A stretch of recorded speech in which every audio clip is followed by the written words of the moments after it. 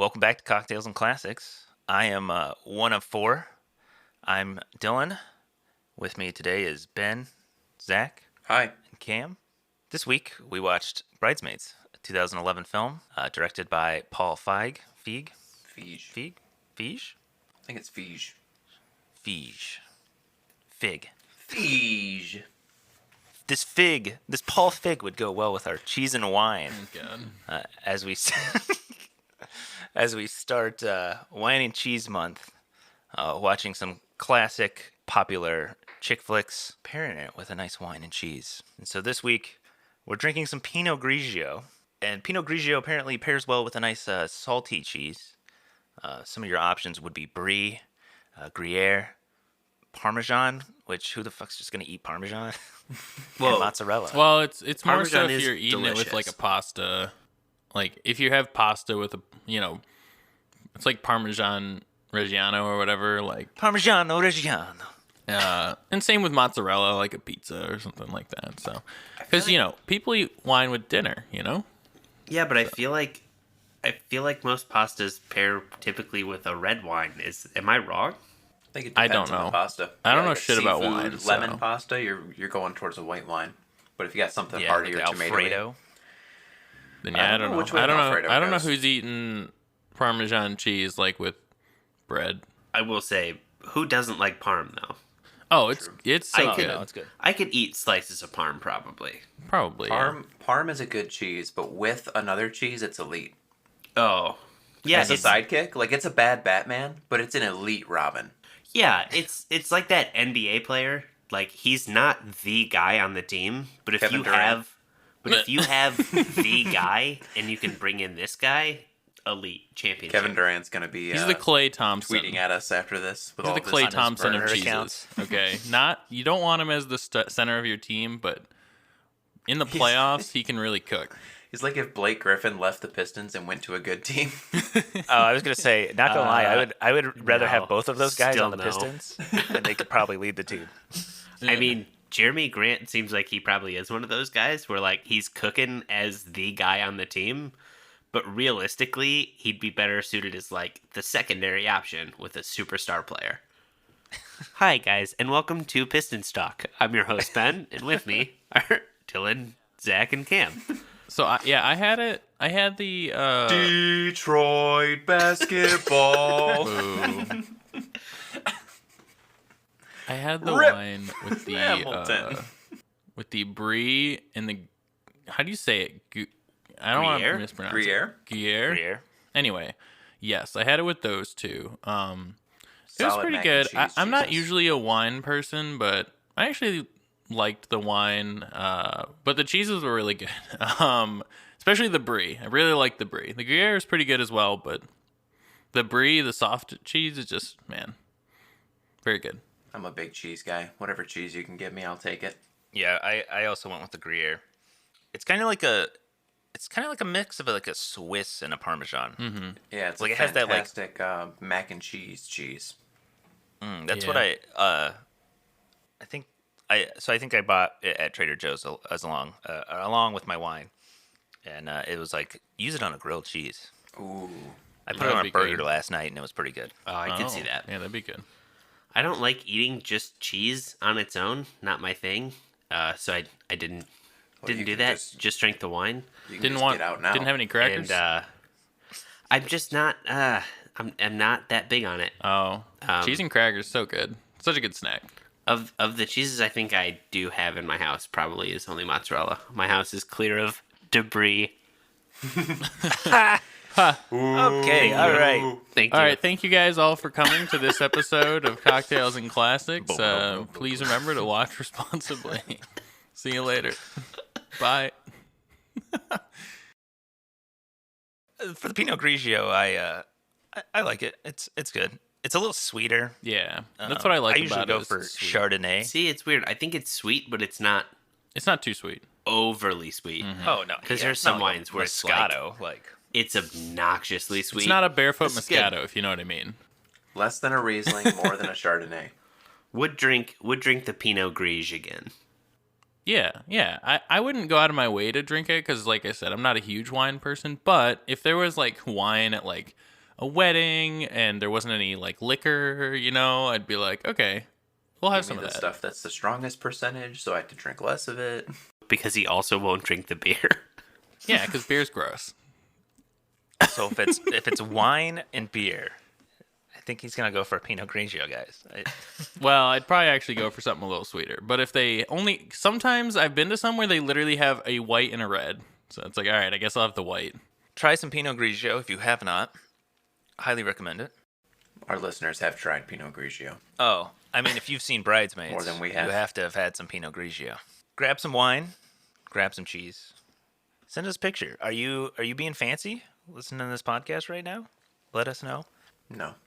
Send us a picture or tag us on Instagram at Cocktails and Classics Pod. Use the hashtag Cocktails and Classics to tell us how we did with our wine and cheese pairing. Was it good? Did it suck? Bridesmaids is a 2011 comedy.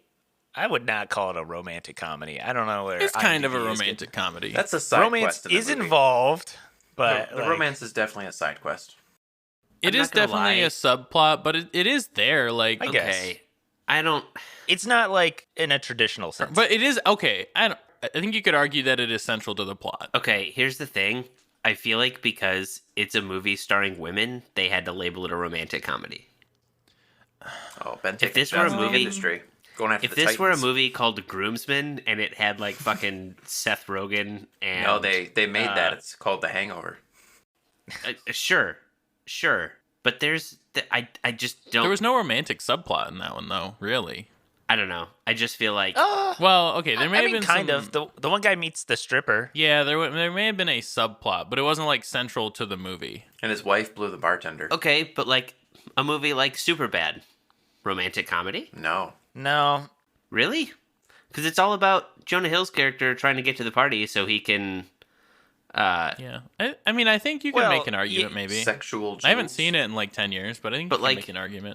but it's not listed as that. I feel like this movie, if it were Yeah. an all male cast, would not be labeled as a romantic comedy. That's Yeah, probably true. sure. Yeah, I agree. I don't think that I would categorize it as such, but I do think you could make the argument that like one of the central like points of the movie is the classic rom-com arc where, girl meets guy, pisses off guy, tries to get back with him, succeeds at the end, done. yeah. It has, but it doesn't have that, like, the plot doesn't, like, rotate around that no. romance, though. It's not like we're not talking about like, an early 2000s Matthew McConaughey movie. Yeah. Like, it's not like Annie's purpose in the yes. movie is not to find Yeah, love. Yeah. Like, if we're categorizing it, I definitely wouldn't put it in... Like, if I was advertising the movie, I wouldn't put it as, like, in a rom-com territory, just because I don't think that that's as important as everything else, but... Bridesmaids is a competition between the maid of honor and a bridesmaid over who is the bride's best friend. Threatens to upend the life of an out-of-work pastry chef. I feel like that's a very, like, vague... That's not a description I would use for this not movie a- at it's all. not even a Like, good that sounds description like of the a movie. bad description of It doesn't the even movie. sound like a movie I'd want to watch. After her bakery fails. It is funny watching a movie from the 2010 era where like every movie from that time period was about the recession. It's like, oh man, my business is closed. The recession sucks. I mean, we did ruin the world for a minute. No, wait. I didn't do We were too young. We didn't do it. It was those damn boomers. True. The world was already turning and burning. Those damn boomers and their financial institutions that could be lenders and also investment banks. Way to do it, man. This week, we're reviewing The Big Short. Oh, we should do The Big Short. I guess a better description would be Annie, Kristen Wiig's character, shows up and her best friend Lillian, played by Maya Rudolph, is now engaged and getting married to her husband, Tim Heidecker, and she's asked to be the maid of honor. But her new friend, played by Rose Byrne, is now like trying to take over like the best friend spot, like plan the entire wedding and bachelorette party and all that. And so competition arises between those two. Cringe ensues. Hilarity, romance. It's got everything a growing boy needs. There's a lot in of this movie. cringe. There were some parts where I so literally much wanted cringe. to turn it off. I was like, ah.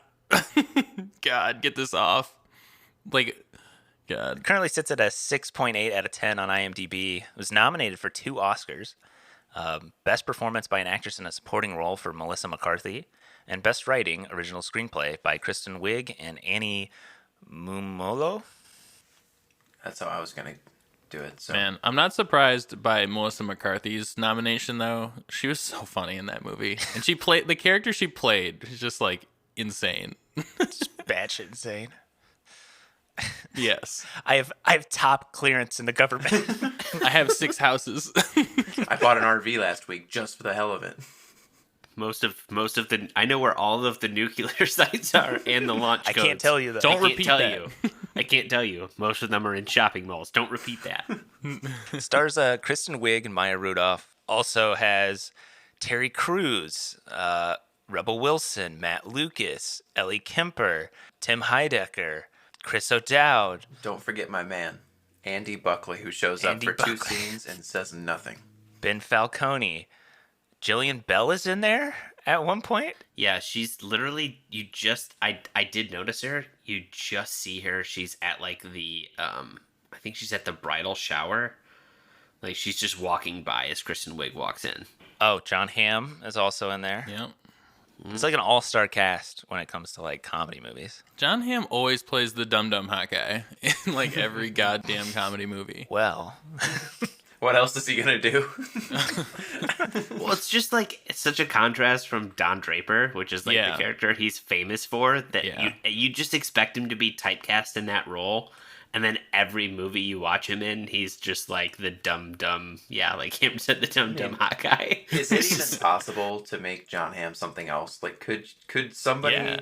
make he was him Don like Draper. the He's like, nerdy you loser? know. Could somebody make No. him like, yeah? He's got to play like the hot or jock or No, but I mean, could that's see fine, him but being every like- movie he's supposed I to be could- really hot and really stupid. And I don't get it. I could Well, see that's how him it goes, kind right? of. I could see him kind of playing like the average Joe type guy, just because I'm pretty sure like that's in real life. Like he's That's how he is, kind of. just like a Minnesota or whatever type person, Missouri. Missouri. So if he's they like, ever made an all male version of Pretty Woman, Jon Hamm should be the star of it. Oh, he was in Baby Driver. He was the dude in Baby Driver. Yeah, I was gonna say he could be like a spy or something. I feel Yeah. like. I think he would definitely. Superman. How is He that has like not that happened yet? charisma, machismo kind of. Mm-hmm. But he is like a goofy dude. Yeah. Like if you ever listen to him in like an interview, he's kind of just a goofball. Cam and Zach, this is Yeah. your first time seeing Bridesmaids. Mhm. What did you guys think? This is like my wife's favorite movie, so Oh, I thought it was funny, but like it wasn't like an amazing, groundbreaking movie. Like it was to me, it was pretty much like a Hangover type movie where it was like, oh, this is a fun movie to watch, but like, is it a good movie? I mean, not really, but it's a fun movie to watch. Yeah, I think this movie has a ton of great comedy parts put inside of like 2 hours. I had a completely different notion of what this movie was going into it. I thought this movie was going to be all these bridesmaids in Las Vegas, like getting into shenanigans. and then they don't even make it to Vegas. So I got excited. I'm like, okay, here, look, it's like an hour in. They're getting on the plane. They're finally going to get there. And then they get kicked off. I'm like, what the hell is this?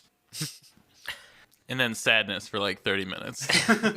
I think that's one of the things that makes it like good is that it differs from these other movies. Like it's not like a carbon copy of like Hangover or any of these other like comedy movies. It's kind of like it has that heart there too. Though you were like, man, Annie kind of sowed her own like sadness. Like Well, that's what everybody tells this. her too. Everybody's like, Yeah. this is your fault, basically. Don't call a 16-year-old girl bad names at a jewelry store and you probably keep your job. Oh, I bet you're really popular. God. So I agree with you guys. I think this movie, I was glad that it's not like a carbon copy of like a Superbad or The Hangover or one of those. But at the same time, I feel like the fact that it took an predominantly when you look at the leads, it's an all female led movie and did this kind of humor and that kind of thing, and did it very successfully, kind of opened the door for people, especially with a lot of the people that are like, oh, women aren't funny. It's like, well, but I feel like it gave them like parts that it gave them the type of humor you would see in like a Seth Rogen movie or, one of those types of movies, and show that it could still be funny, like without it having to be a male-led cast. So I think it was kind of like a really interesting, I don't want to say it was groundbreaking because it, I don't think it was the first time that. Yeah, because like Mean Girls, to my memory, is like probably like one of the first, and that was like 7 years before, which we are going to do later this month. Plug. Yeah.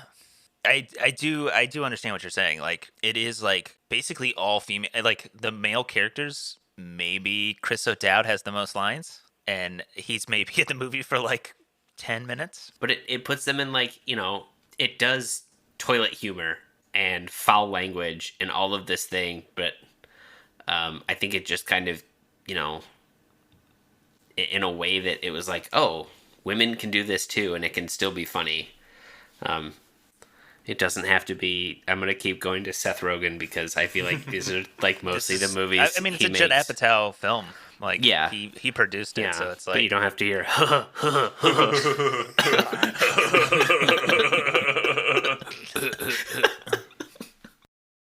Okay, so Zach and I watched the extended edition.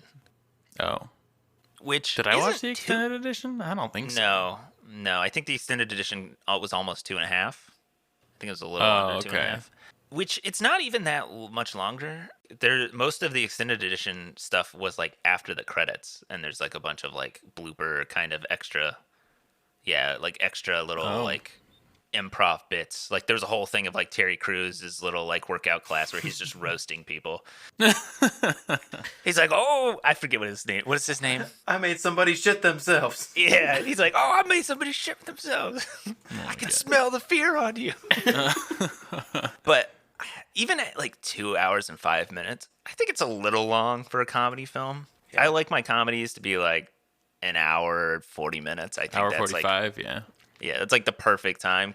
But this movie does kind of like wallow in that, like, Annie's life kind of sucks for a little bit. It does wallow in the despair for maybe a little longer than it needs to. I also feel like there are a few parts in this movie where, like, the urge to turn the movie off because of the cringe that you feel.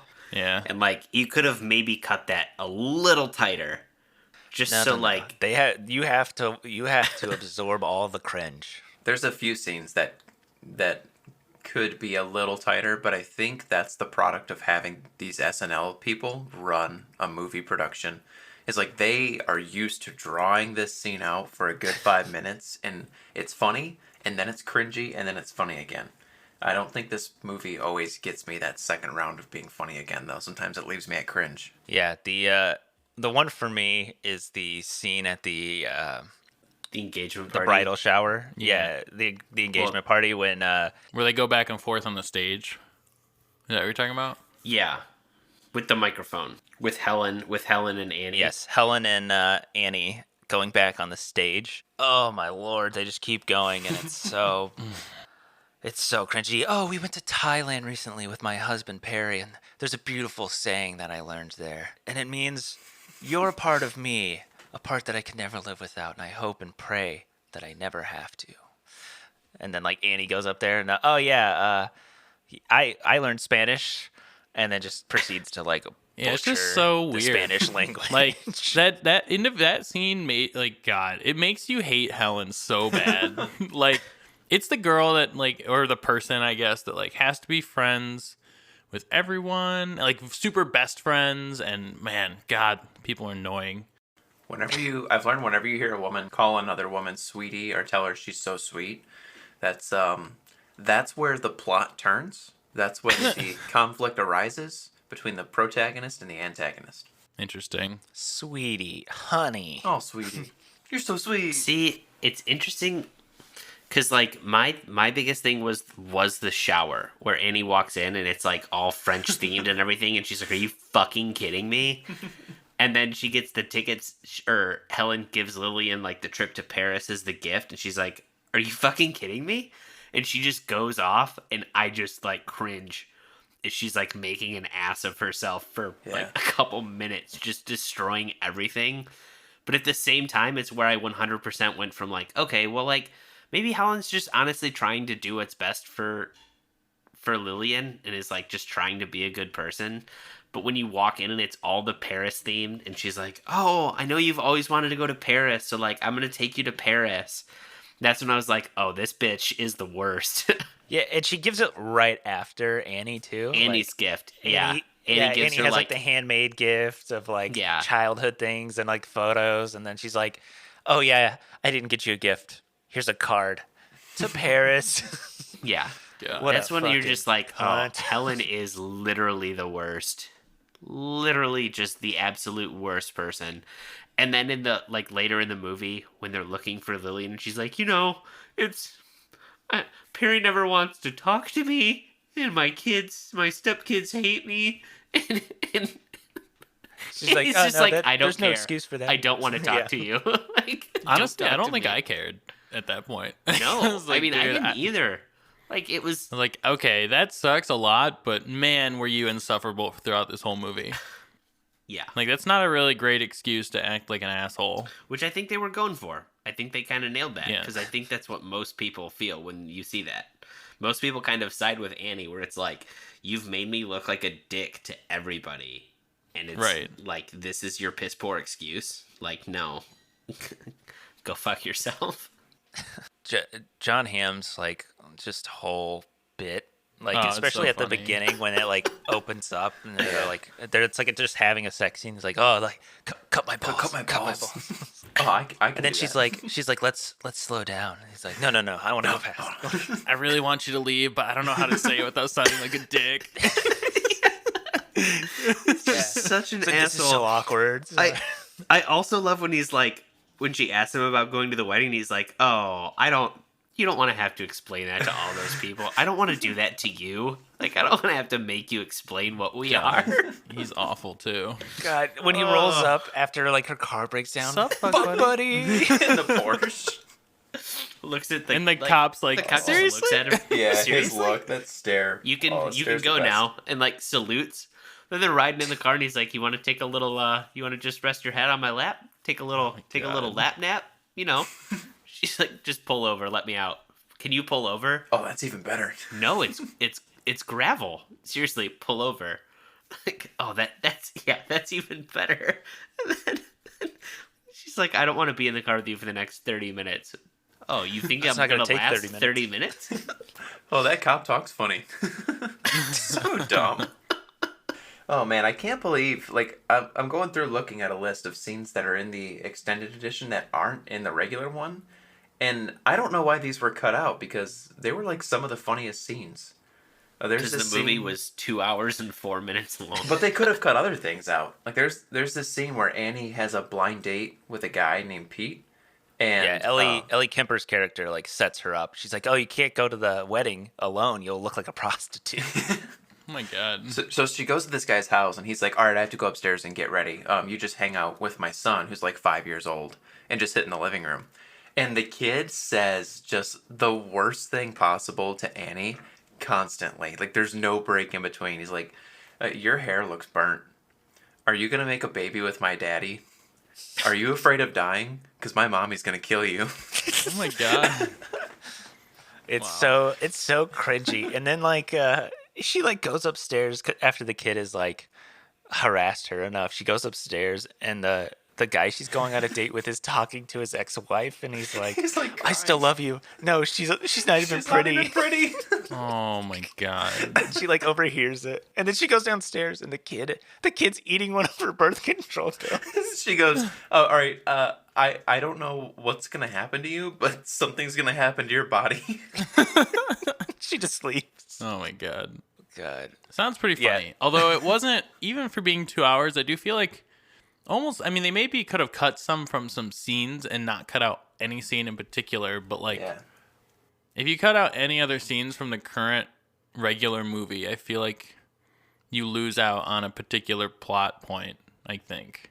See, I feel like the only, and it hurts me to say it, I feel like the two characters you could cut from this movie are her roommates. Yes. Yes. Like, I was as going to much say, as, you could as cut all much the as I roommate think stuff. Rebel Wilson and Matt Lucas's characters were funny, it easily could have just been her in her apartment, like whatever, and then at some point she gets just an eviction notice and has to move in with her mom. And it could have cut like a couple minutes out of the movie. Now, I'm glad they didn't, because I think Rebel Wilson's parts in this movie and Matt Lucas's parts in this movie were freaking hilarious. I gotta... When she gets that tattoo.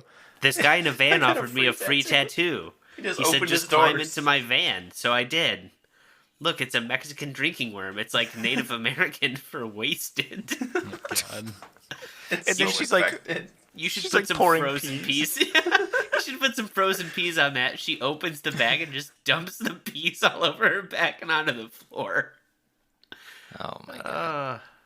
Well, speaking of Annie's mother, Oh, the in chicken coop.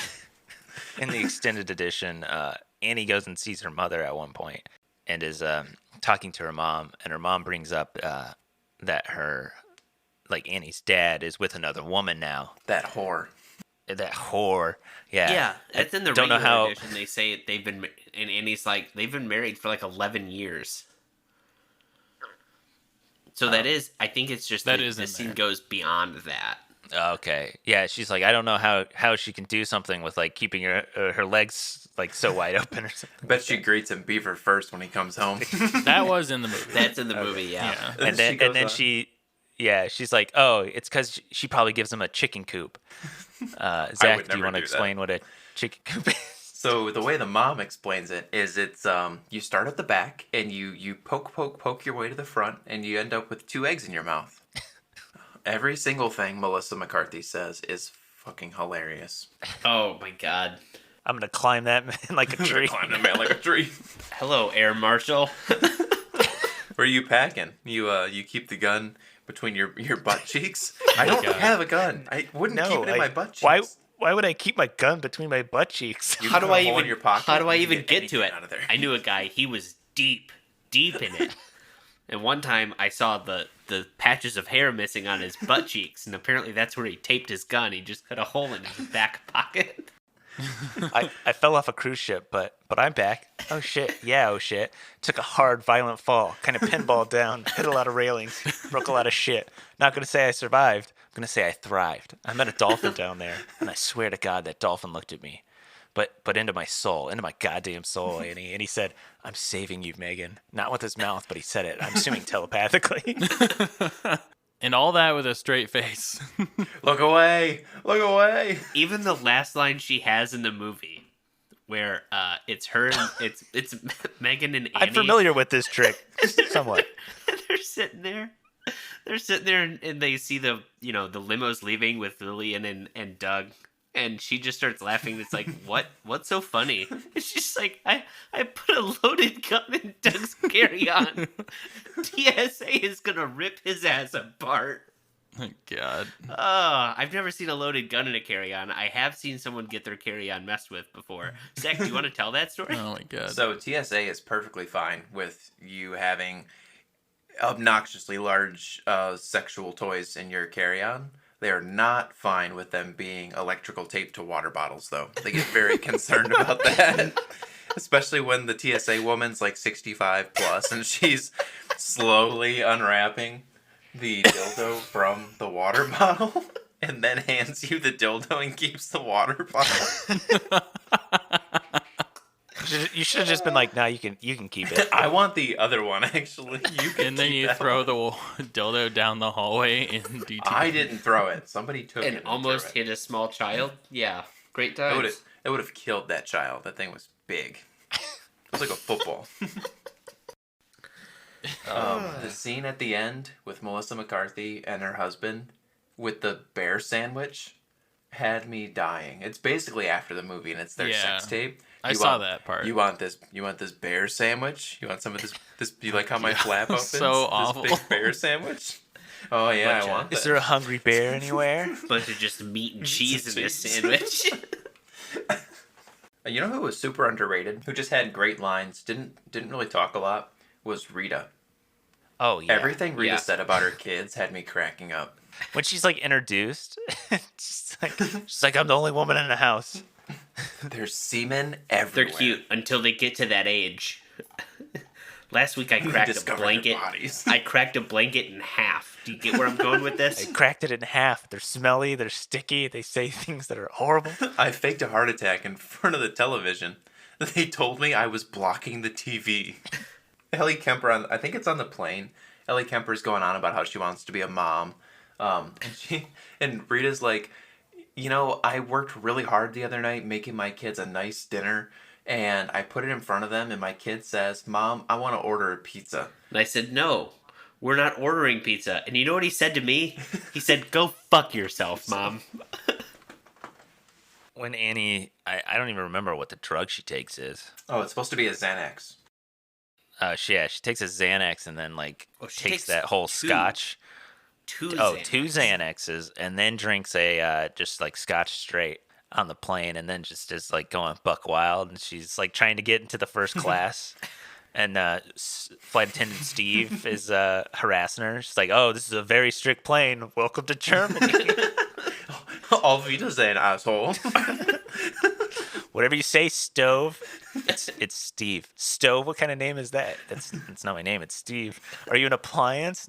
No, I'm a man, and my name is Steve. You're a flight attendant. That is absolutely accurate. You can close that now. The first time they kick her out, they're like, she goes to close the curtain. She's like, you should leave this open. It's civil rights. It's the 90s. He's just like, Ma'am, you're in the wrong ma'am, decade. you're in the wrong decade. Oh man, this movie has a ton of fantastic quotes that I've heard as radio drops. Really? In that scene, the "I'm ready to party," lesbian. Help me, I'm poor. Help me, I'm poor. Oh, so my wife says that all the time, and it wasn't until last week where I figured out what the hell she was talking about. When it's when Annie sneaks into first class the second time, and she's sitting in the chair with the glasses. When she's Mrs. Sanchez or something. What does she say? Iglesias. Iglesias, Mrs. yeah. Iglesias. Yeah. Help me, I'm poor. me, I'm I feel like poor. that is probably one of the most quoted lines from this movie. Ma'am, I don't know who I'm not me. Ma'am, you're the same person, just with sunglasses on. When she's talking to the other lady who's like, I had a dream last night that the plane was going to go down. You were in it. You were there. I heard about a woman who got sucked in. She went to the bathroom and got sucked in. We're going to send it to some ads real quick, and then we'll come back for Zach's trivia quiz on Bridesmaids. If you've listened to the podcast before, you'll know we love saving the turts. And that's one of the reasons why we love glass straws from Surfside Sips. And I know you're probably screaming at us right now, but guys, it's wine and cheese month. Are you drinking wine through a straw like a psychopath? No, we're not. But Bill Murray does it, so does that sway you at all? Hopefully you already know about their high-impact glass straws, but Andrew makes so much more. He offers swizzle sticks, muddlers, and cocktail picks. And if you're making a bomb-ass cheese board, what better way to keep everyone's greasy fingers off your cheese than some reusable cocktail picks? Everything is handmade in the USA and shipped using minimal paper-based packaging, so if you're someone who's environmentally conscious, this is a great small business to support. Check out the link in the show notes below, or go to surfsidesips.com to check out all that Andrew offers, and use code Cocktails and Classics, spelled out, for 20% off at checkout. Again, that's Cocktails, A-N-D, Classics, for 20% off.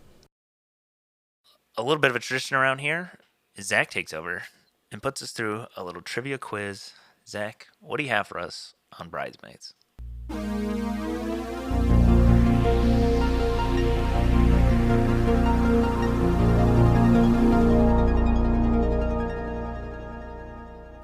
Got some good ones for you today. Some real deep digging was done. Question number 1. Which direction did the Mexican drinking worm's mustache curl? A, up, B, down, or C, it did not have a stereotypical mustache. What? Rebel Wilson's character, she gets that free tattoo. Oh, yeah. She's like, oh, it's like a Mexican drinking worm. It means, like, drunk and Native American. How do you come up with this kind of stuff? I stopped to look at it to see how infected it was, because it really did look bad. I'm going to go with the stereotype, and I'm going to say curled upward. I'm going to say down because I feel like that would be interesting that you'd note that. You'd be like, huh, that's kind of weird. I'll go down. All right, I drew them out so I could look at it and see if one had stuck in my mind. Ben drew a bunch of worms real quick and put mustaches on them. Oh my god, he did. he drew a worm with a mustache curled up, then a mustache curled down, and then a worm with no mustache. With the eyes. I had to have the eyes in there so I could visualize For it context, over yeah. the other one. I'm gonna go with.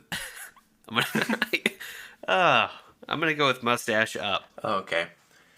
Mustache up is the correct answer. Yeah. It was a drinking worm mustache up.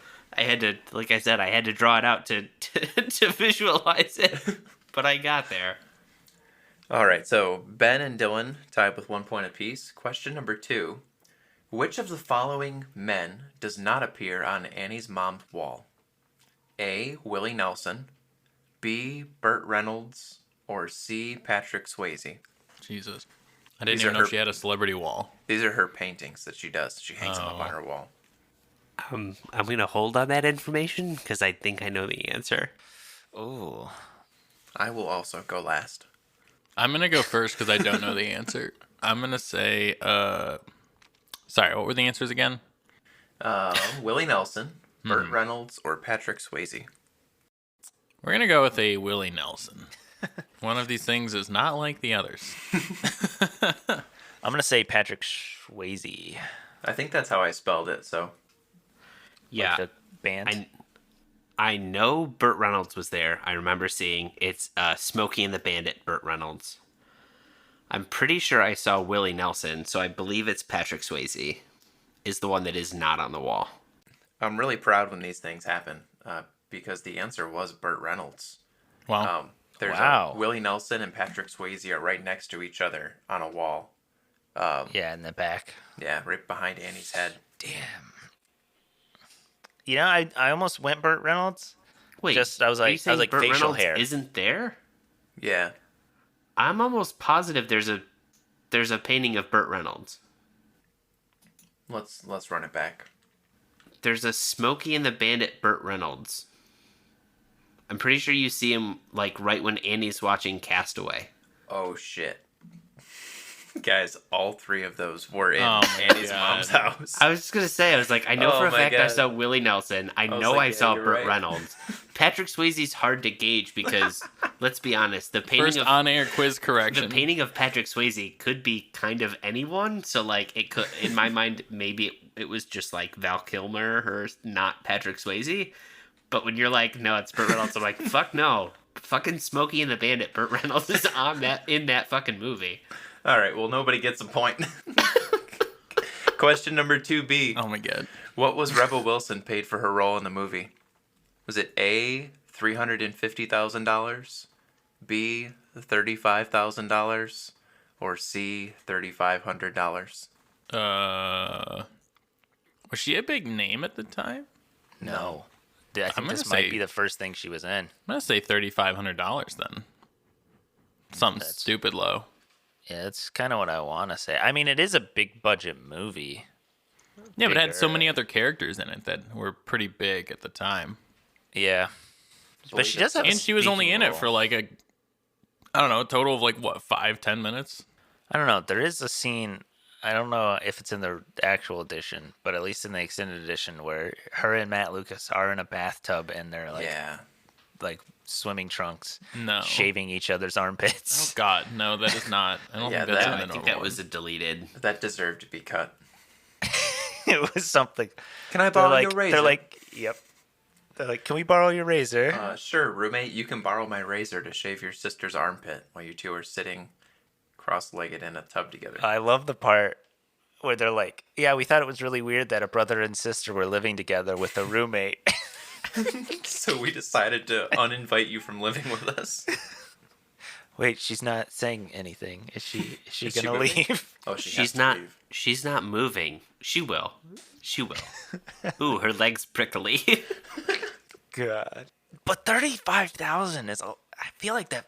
It feels like a lot to give like such a small side character. Especially because this is the first thing I remember Rebel Wilson in. Like she might have been in other things first, but like this feels like one of the first things she was in when she was in America. Yeah, this was like her first big movie. Yeah, that's why I want to go with 3,500. Yeah, I think I'll go with 35,000.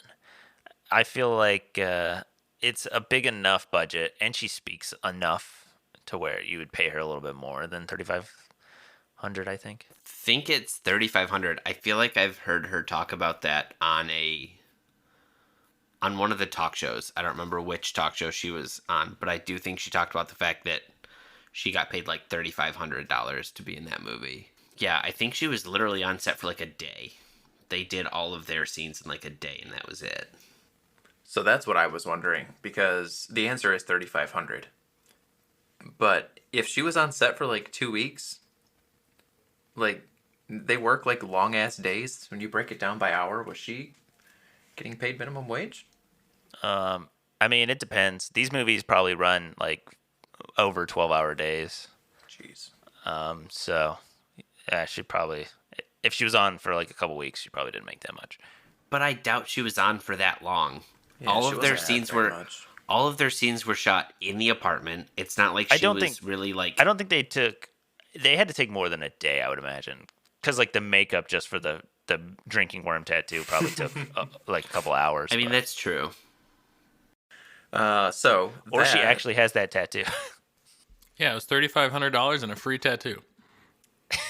She had to do is go into some guy's van. That's all you had to say. I'm in. That's all Hollywood is. Sign me up. All right, so that gives Ben the lead. He has 2 points. Cameron and Dylan are tied with 1. Question number 3.